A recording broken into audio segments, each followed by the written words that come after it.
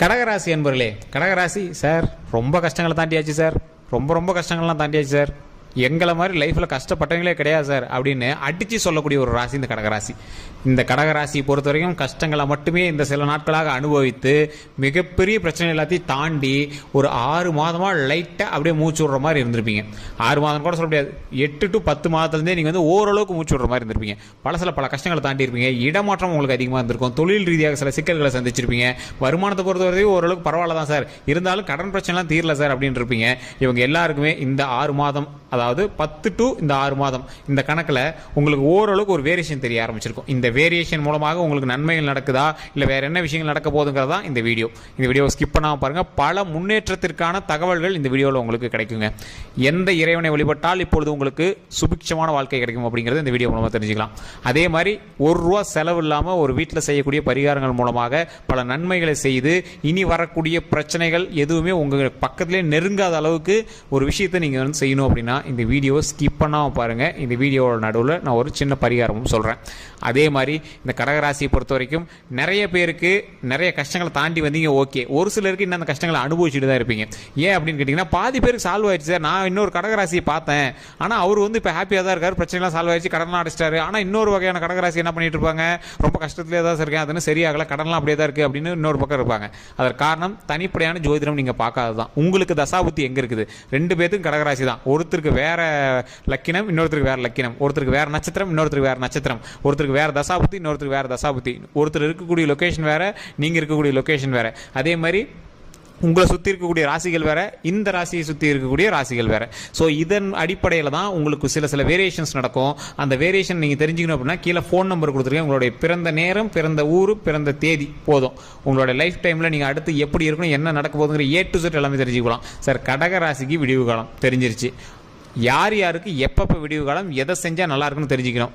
வாழ்க்கையில் எவ்வளவோ நீங்கள் பார்த்துருப்பீங்க. ஒரு ஃபோன் மூலமாக உங்களோட பிரச்சனையை சால்வ் பண்ணுறது ஒரு பெரிய இஷ்யூஸ் கிடையாது. கீழே எந்த சந்தேகம் இருந்தாலும் ஃபோன் பண்ணுங்கள். ஃபோன் மூலமாகவே உங்களோட பிரச்சனை சால்வ் பண்ணிக்கோங்க. சரி சார், இப்போ அடுத்து இந்த கடகராசியை பற்றி சில விஷயங்களை நம்ம தெளிவாக பார்த்துக்கலாம். இந்த கடகராசியோட பண்புலனங்கள் அப்படின்னு பார்த்தீங்கன்னா, இவங்களோட வாழ்க்கையில் இந்த கடகராசிக்கு அப்படின்னு ஒரு தனி ரூல்ஸ் வச்சுருப்பாங்க. என்ன சார் ரூல்ஸு?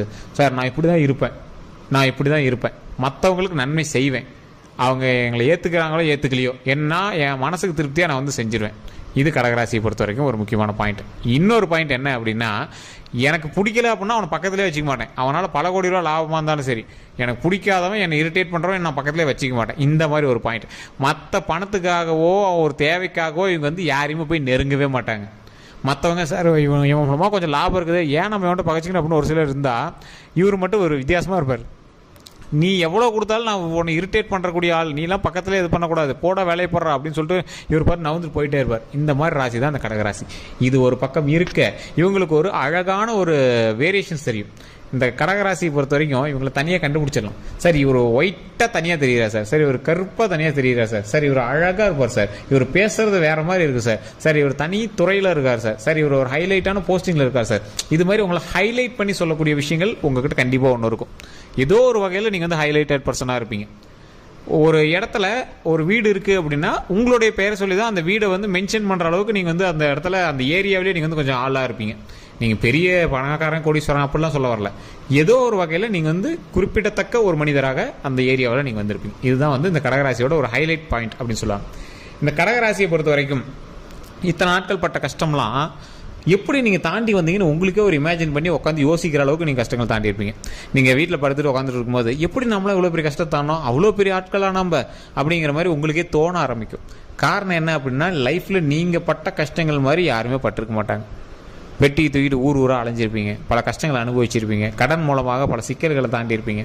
அப்படியே மனசில் எப்படா நிம்மதியான தூக்கம் கிடைக்கும், தூங்கவே இல்லையே அப்படிங்கிற அளவுக்கு நீங்கள் ரொம்ப கஷ்டப்பட்டிருப்பீங்க. அது மட்டும் இல்லாமல் உங்களோட லைஃப்பை பொறுத்த வரைக்கும் உங்கள் கூட இருக்கிறவங்களும் உங்களோட சேர்ந்து பல கஷ்டங்களை அனுபவிச்சிருப்பாங்க. இந்த கடகராசியை பொறுத்த வரைக்கும் சில சிக்கல்கள் மூலமாக இன்னும் திருமண தடை கண்டிப்பாக உங்களுக்கு இருந்திருக்கும். அதே மாதிரி குழந்தை இல்லாதவங்களுக்கு குழந்தை பிறக்கிறதுக்கான வாய்ப்புகள் போன 2 வருடங்களுக்கு முன்னாடி உங்களுக்கு இருந்திருக்கும். மறுபடியும் அந்த 2 வருடங்கள் தாண்டி சில மன ரீதியாகவும் உடல் ரீதியாக சில சிக்கல்களை சந்திச்சிருப்பீங்க. தொழில் ரீதியாக உங்களுக்கு ஓரளவு ஹைலைட்டாக இருக்கும். கடனை வந்து ஓரளவுக்கு சால்வ் பண்ணியிருப்பீங்க. இப்போ 0 கடனில் கூட ஒரு சிலர் இருந்திருப்பீங்க. ஒரு சிலர் தான் சொல்கிறேன், ஏன்னா கடகராசிக்காரங்க பாதி பேர் இல்லை சார் இதெல்லாம் நீங்கள் சொல்கிறது பொய்ன்னு விடுவீங்க. ஒரு சிலர் மட்டும் தான் கடனை இப்போ கிளியர் பண்ணியிருப்பீங்க. அப்படி பண்ணாதவங்க இன்னும் கொஞ்சம் நாட்களில் கிளியர் பண்ண போகிறீங்க. ஏதோ ஒரு லேண்டோ இல்லை ஏதோ ஒரு நகையோ இல்லை ஏதோ ஒன்று எக்ஸ்சேஞ்ச் பண்ணி நீங்கள் வந்து அதை கடனை கொஞ்சம் கிளியர் பண்ணுவீங்க.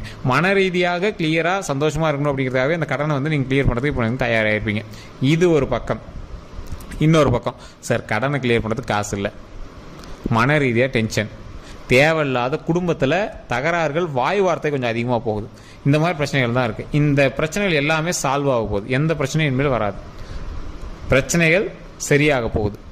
அதே மாதிரி இந்த கடகராசியை பொறுத்த வரைக்கும் கடவுள் வழிபாடு கண்டிப்பாக தேவை, குலதெய்வத்தினுடைய வழிபாடு கண்டிப்பாக தேவை.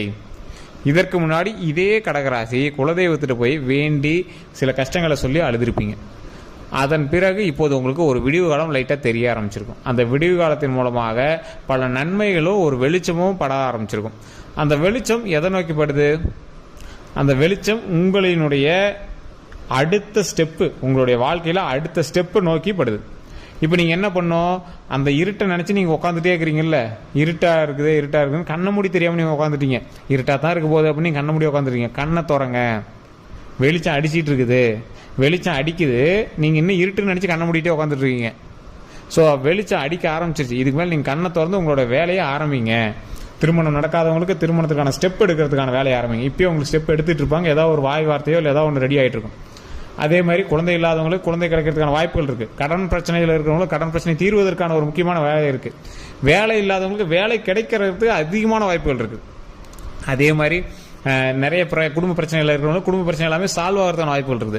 சொத்து பிரச்சனைகள் இருக்கிறவங்களுக்கு கிளியர் ஆகிறதுக்கான வாய்ப்புகள் இருக்குது. தாய் தந்தையர்கிட்டதோ இல்லை உங்களோட தாத்தா பாட்டி எடுத்தோ சொத்துக்கள்லாம் வருது அப்படிங்கிறது ஒரு உறுதிமொழியாவது உங்களுக்கு கிடைச்சிருக்கும். ஆமாப்பா இந்த பங்கு உனக்கு இந்த பங்கு உனக்குன்னு ஒரு உறுதிமொழியாவது கண்டிப்பாக கிடைச்சிருக்கும். அந்த மாதிரி ஒரு பொசிஷனில் தான் இப்போ நீங்கள் இருப்பீங்க. சார் ஓரளவுக்கு சித்திரை பிறந்ததுலேருந்து கொஞ்சம் நன்மை பிறந்துருச்சு சார் அப்படின்னு சொல்கிறவங்க ஒரு பக்கம், கிரக பயிற்சி பிறந்ததுலேருந்து கொஞ்சம் நன்மை பிறந்துருச்சு சார் அப்படி ஒரு பக்கம், சார் 2025 பிறந்துச்சு ஓரளவுக்கு கொஞ்சம் கிளியராக இருக்குது சார் அது ஒரு பக்கம், சார் குலதெய்வ கோயிலுக்கு பக்கமாக போயிட்டு இருந்தேன் அதிலேருந்து ஓரளவுக்கு பரவாயில்ல இது ஒரு பக்கம். இந்த மாதிரி தான் உங்களோட லைஃபு ஓப்பன் ஆகிட்டே வந்துட்டு இருக்கு. எதனால் ஓப்பன் ஆச்சுன்னே தெரில சார், எப்படியோ சிக்கல்ல இருந்து ஓரளவு கொஞ்சம் ரிலீஃபாக இருக்குது சார் அப்படின்னு சொல்கிற அளவுக்கு வந்துட்டு இருப்பீங்க. சார் உங்களுக்கான ஒரு ஸ்டேஜுக்கு நீங்கள் வர ஆரம்பிச்சிருவீங்க. பண ரீதியாக ஓரளவுக்கு நீங்கள் ஒன்றும் அன்ஸ்டேபிளாலாம் இல்லை. பார்க்குறவங்களுக்கு கூட அப்படி தெரியலாம், நீங்கள் சொல்லிட்டு இருக்கலாம். ஆனால் நீங்கள் ஒரு பேக்கப் வச்சிட்டு இருக்கீங்க, அதை அடித்து சொல்லலாம். இது உண்மை அப்படின்னா மறக்காம கமெண்ட்ஸில் பற்றி விடுங்க. இன்றைக்கி நினச்சா கூட ஒரு விஷயத்தை சரி பண்ணி ஒரு லேண்டோ இல்லை ஏதோ ஒன்று வந்து அட்ஜஸ்ட் பண்ணி விட்டு உங்களால் கடன் எல்லாத்தையும் அடைக்க முடியும். ஆனால் கடன் இருந்தால் எடுத்துகிட்டு போகுது சரி பண்ணிக்கலாம் அப்படிங்கிற ஒரு மெதப்பில் தான் நீங்கள் வந்திருக்கீங்க. அதுதான் உண்மை. மற்றபடி உங்களுக்கு ஒரு பெரிய இஷ்யூஸ்லாம் எதுவுமே கிடையாது. கடனை ஈஸியாக அடைச்சிடலாம். இருந்தாலும் அதுவும் ஒரு உறுத்தலாக தான் உங்கள் மைண்டில் இருந்துகிட்ருக்கு. அந்த கடன் பிரச்சனையும் சரியாகும். உடல் ரீதியாக எந்த ஒரு விஷயங்கள் இருந்தாலும் உடனே ஜாதகத்தை பார்த்து வெயிட் பண்ணிட்டு கூடாது, உடனே டாக்டர் பார்த்தணும். இது வந்து டிஸ்கிரிப்ஷனாகவே நம்ம வந்து சொல்லிடுறோம். அதே மாதிரி இந்த ராசியினர் பொறுத்த வரைக்கும், இந்த கடகராசியை பொறுத்த வரைக்கும், இந்த கடகராசியோடு இருக்கக்கூடிய ராசிகளை பொறுத்து இவங்களோட ராசியும் கொஞ்சம் வேலை செய்யும். இப்போ உங்கள் கூட இருக்கிற ராசி வந்து கொஞ்சம் ஹைலைட்டான ராசியாக இருக்குது, உங்களுக்கு கொஞ்சம் தாக்கக்கூடிய ராசியாக இருக்குன்னா கொஞ்சம் பார்த்து நீங்கள் வேலை செய்யணும். அதே மாதிரி பக்கத்தில் இருக்கிற ராசிக்கு ஓரளவு டம்மியாக இருக்குது அப்படின்னா உங்கள் ராசியின் மூலமாக அவங்களுடைய பிரச்சனைகளும் தீரும். இப்போ உங்கள் ஃபேமிலியில் இருக்காங்க, இப்போ நீங்கள் கடன் அடிச்சிட்டா அவங்களும் கடன் அடைஞ்ச மாதிரி தானே. ஸோ அந்த மாதிரி நீங்கள் ஸ்டெப் எடுக்கிறத பொறுத்து அந்த ஸ்டெப்பும் வந்து சரியாகும். அதே மாதிரி உடல் ரீதியாக உங்களோட டயட் கொஞ்சம் கரெக்டாக மெயின்டைன் பண்ணுங்கள். பிரச்சனைகள் இல்லாமல் வாழ்க்கையை வாழ்கிறதுக்கான வழியை பாருங்கள். தேவையில்லாத வம்பு வழக்கல், வாகனம் ஓட்டுறேன் புதுசாக கற்றுக்கிறேன் எங்கேயாவது ஓட்டுறேன் அது இதுலாம் கொஞ்சம் ட்ரை பண்ணாதீங்க, கொஞ்சம் அமைதியாக இருங்க. அதே மாதிரி சின்ன சின்ன ஃபங்க்ஷன்ஸ்லாம் நடக்கிறதுக்கான வாய்ப்புகள் இருக்குது. காது குத்துறது, வீடு கட்டுறது, ஏதாவது ஒரு புதுசாக ஒரு லேண்டு வாங்குறது, கார் வாங்குறது, இந்த மாதிரி ஏதோ ஒன்று புதுசாக ரெடி பண்ணுறதுக்கான வாய்ப்புகள் அதிகமாகவே இருக்குது. பிரச்சனை சால்வ் ஆகிறதுக்கான வாய்ப்புகள், சந்தோஷத்துக்கான வாய்ப்புகள், ஸோ இதெல்லாம் வந்து உங்களோட லைஃப்பில் அதிகமாக இருக்கும். குடும்பத்தோட சப்போர்ட் அதிகமாக கிடைக்குமா அப்படிங்கிறது ஓரளவுக்கு 50-50 இருக்கும். குடும்பத்தோட சப்போர்ட் இல்லாமல் உங்களோட லைஃப்பில் நீங்கள் வந்து அந்த பிரச்சனையை சரி பண்ண போகிறீங்க. கல்யாணம் ஆகியிருந்தது அப்படின்னா உங்களுடைய திருமணம் ஆன வீட்டிலேருந்து உங்களுக்கு கொஞ்சம் அதிகமான பாசிட்டிவ் வைப்ஸ் கிடைக்கிறதுக்கான வாய்ப்புகள் இருக்குது. உங்களுக்கு நம்பிக்கை கொடுப்பதற்கு, உங்களுக்கு ஏதாவது ஒன்று வேணுங்கிறத செஞ்சு கொடுக்கறதுக்கு, உங்களோட சப்போர்ட்டுக்கு வந்து எங்கள் பக்கம் கொஞ்சம் ஆட்கள் அதிகமாக இருக்குது. அதே மாதிரி உங்களோட தாய் தந்தையர்கிட்ட வந்து ஓரளவுக்கு உங்களுக்கு ஒரு நம்பிக்கை, பண உதவி பண்ண முடியல சார் அப்படிங்கிறவங்க நம்பிக்கையை கொடுத்து உங்களுக்கு வந்து ஹைலைட் தூக்கி வரதுக்கான வாய்ப்புகள் அதிகமாக இருக்குது. ஸோ இந்த மாதிரி குடும்ப ரீதியாகவும் உங்களுக்கு ஓரளவுக்கு கிளியரன்ஸ் கிடைக்குது. ஸோ இதுதான் வந்து அடுத்து நடக்கிறதுக்கான ஒரு முக்கியமான விருப்பமாக இருக்குது. இந்த கடகராசியை பொறுத்த வரைக்கும் வணங்க வேண்டிய முக்கியமான தெய்வம் உங்களுடைய குலதெய்வம். கஷ்டத்தில் இருக்கும்போது 1000 கடவுளை கூப்பிட்டுருப்பீங்க. அந்த கடவுளை கும்பிட்றதுக்கு முன்னாடி உங்களோட குலதெய்வத்தையும் நீங்கள் கும்பிட்டுருப்பீங்க. இப்போ நீங்கள் ஓரளவுக்கு கொஞ்சம் கொஞ்சமாக கிளியர் ஆகிட்டே வருது அந்த கஷ்டங்கள் எல்லாமே. அப்போவும் நீங்கள் ஃபஸ்ட்டு வணங்க வேண்டிய தெய்வம் உங்களோட குலதெய்வம் தான். அதற்கு பிறகு உங்களோட இஷ்ட தெய்வங்கள் அத்தனையும் நீங்கள் வந்து வணங்கலாம். இதன் மூலமாக பல நன்மைகள் இனி உங்களுக்கு கிடைக்கிறதுக்கான வாய்ப்புகள் இருக்குது. அந்த நன்மைகள் மூலமாக நமக்கு பல நல்ல விஷயங்கள் நமக்கு நடக்கிறதுக்கான வாய்ப்புகள் இருக்குது. ஸோ அதனால் கவலைப்படாமல் இனி செய்யக்கூடிய ஒவ்வொரு விஷயமும் இறைவனை வழிபடும் ஒரு விஷயமாக இருக்க வேண்டும். அதே மாதிரி நன்மை நடக்கும்போது அப்படின்னு ரொம்ப ஆடக்கூடாது. ரொம்ப பொறுமையாக ஸ்டெப் எடுத்து வைக்கணும். எந்த ஒரு விஷயம் வந்தாலும் ஆடம்பரம் கூடாது. அத்தியாவசியத்துக்கு மட்டும் செலவு செய்யணும். ஏன்னா ஏற்கனவே உங்களுக்கு ஆட்டம் கட்டி விட்டுருச்சு. அதுக்கப்புறம் தான் இப்போ தான் திருந்தி வந்திருக்கீங்க. ஸோ இதுக்கு மேலே பார்த்து தான் எது பண்ணாலும் பண்ணணும். அதே மாதிரி உங்களுடைய குலதெய்வத்தின் பெயரை சொல்லி, இப்போ உங்களோட குலதெய்வம் முருகர் அப்படின்னா ஓம் முருகரே போற்றி, ஓம் முருகரே போற்றி, ஓம் முருகரே போற்றி அப்படின்னு மறக்காம 3 டைம் கமெண்ட் செக்ஷனில் பதிவிடுங்க. உங்களுடைய பிறந்த நேரம், பிறந்த ஊர், பிறந்த தேதி இருந்தது அப்படின்னா கீழே ஃபோன் நம்பர் இருக்குது. ஜஸ்ட் ஃபோன் பண்ணி நீங்கள் சொல்லி ஃபோன் மூலமாகவே A to Z அடுத்து உங்களுக்கு என்ன நடக்குமோ அது எல்லாமே தெரிஞ்சுக்கலாம். நீங்கள் ஃபேஸ்புக்கில் பார்த்துருக்கீங்கன்னா ஸ்க்ரீன்லேயே நம்பர் தெரியும். யூடியூப்ல பார்த்தீங்கன்னா டிஸ்கிரிப்ஷனில் நம்பர் இருக்கும். இதோட நம்ம சேனல் சப்ஸ்கிரைப் பண்ணாமல் இருக்கீங்க, சப்ஸ்கிரைப் பண்ணிக்கோங்க. பதில் பெல் பட்டன் மறக்காம ப்ரெஸ் பண்ணிக்கோங்க. ஃபேஸ்புக்கில் பார்க்குறீங்கன்னா ஃபாலோ பண்ணிக்கோங்க. எல்லோருக்கும் நன்றி நண்பர்கள்.